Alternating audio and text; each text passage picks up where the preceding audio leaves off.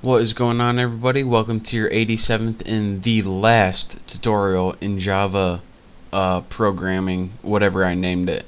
And this is the last tutorial in Java programming because after this I'm going to start a new series, and it's going to be like intermediate Java programming.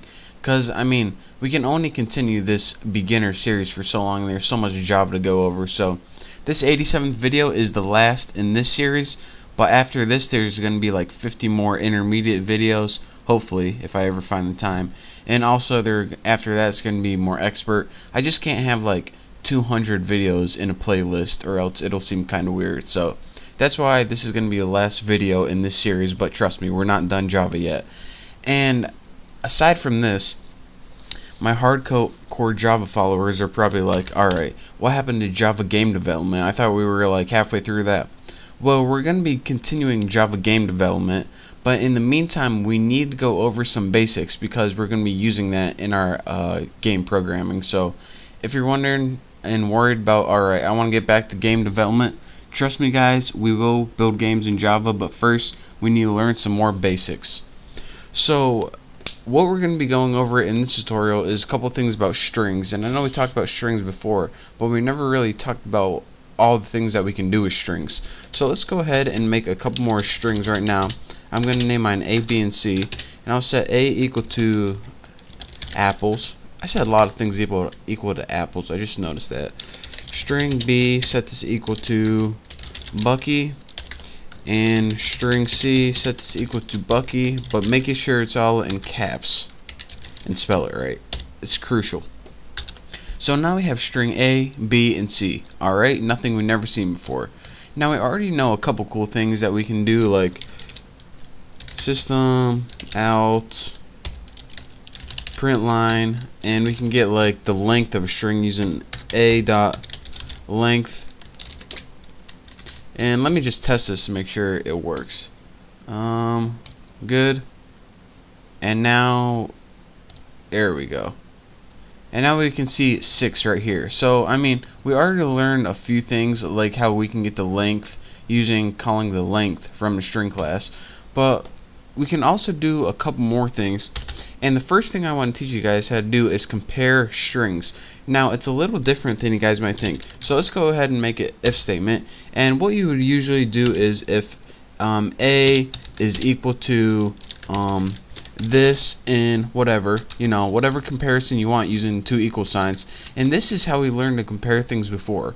But whenever we compare strings, what we need to do is we need to use the equals method. So here's what you do. Put A, which is apples, if this equals, and then in your equals you go ahead and write what you want it to equal to. If A equals apples, which it does, what do we want to do? Just go ahead and put system out, like, let's go ahead and just copy this. System out print line.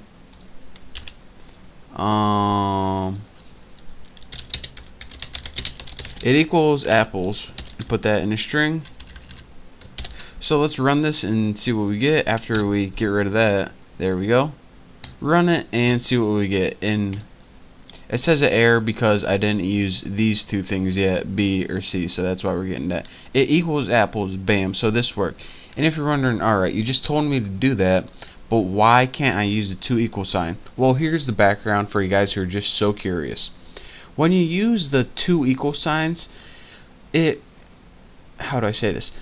If two objects are identical, which means they have the same contents, but they're two separate objects themselves, then it's going to be false. And this happens a lot in strings. It wouldn't happen in this case, but it just can cause a lot of confusion.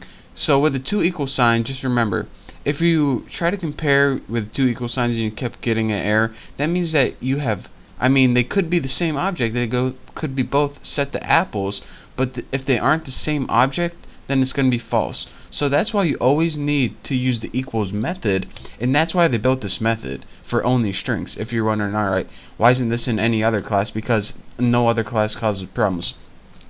What the equals method does is it compares the contents of it, and that's what you always want to do when you're comparing strings. So bam, that's that. And why did I have these two little things right here? Well, we can go ahead and compare these by just doing a little quick copy paste, and we'll put like if B equals C. This is just to demonstrate that that two strings without the same casing is different. So what do we want to write? Bucky's match. Right there. So if string B equals string C, which they're both Bucky, let's see what we get. Run. And it says Bucky's match. Nope, we didn't get a Bucky's match. So let's go ahead and now we can see that, alright, this Bucky does not equal this Bucky.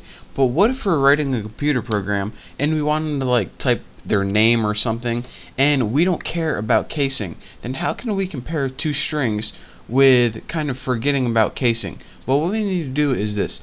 Put equals, ignore, case. And now let's see what we get. And now look at this. It says Bucky's match. So again, what I'm trying to demonstrate is anytime you want to compare two strings and you don't want to have to worry about case, then what you do is put B dot equals ignore case, and it's going to compare your two strings just like before, but it's going to take the case of it and pretty much forget about it. Say just the contents of Bucky equals Bucky no matter what the casing, bam, as you can clearly see.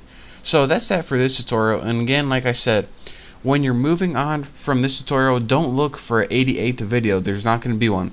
You are now ready to go to intermediate Java programming, and I'm going to be building the first tutorial of that next, and it's going to be a continuation of strings. So with that being said, I just want to thank you guys. You finally made it through. You learned so much Java in this series, and I cannot wait to see you next time. So don't forget to subscribe, and I will see you then.